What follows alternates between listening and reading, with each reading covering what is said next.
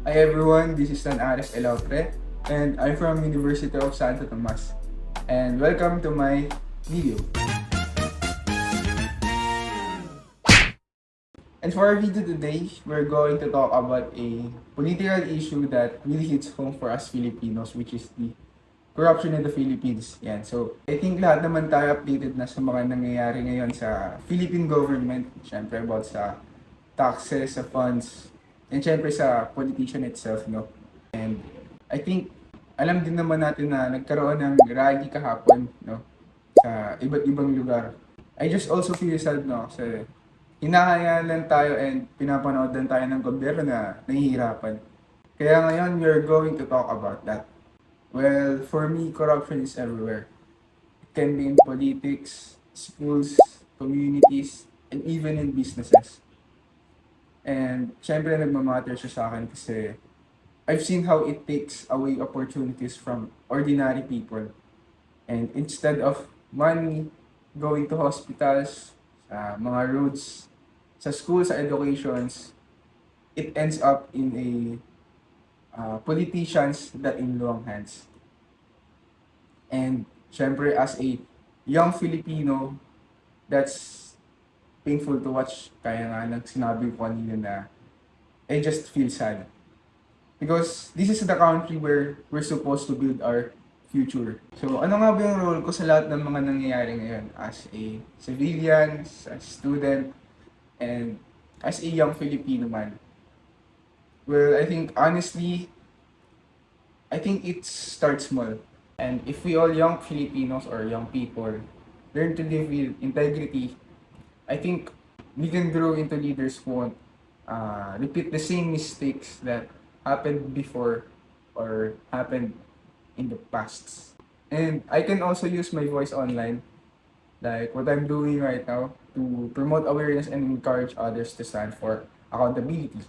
And pero ngayon kung titingnan natin dun sa Catholic social teaching or yung CST, the principle of the common good really connects to this issue, which is the corruption. And it says here that corruption blocks the common good because it serves selfish interests instead of everyone's welfare, which is totoo nga naman. And even the Philippine Development Plan or the PDP stresses good governance and rule of law as key to growth. And both of that reminds us that progress only just happens when fairness and justice are respected.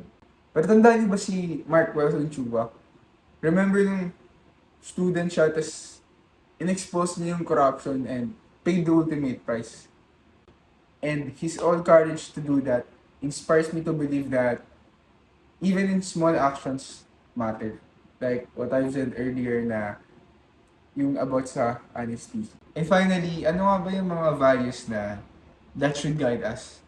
And according to the preamble of 1987 Constitution, that it mentions the truth, justice, freedom, love, equality, and peace aren't just a simple words. They're reminders of how we should live as Filipinos.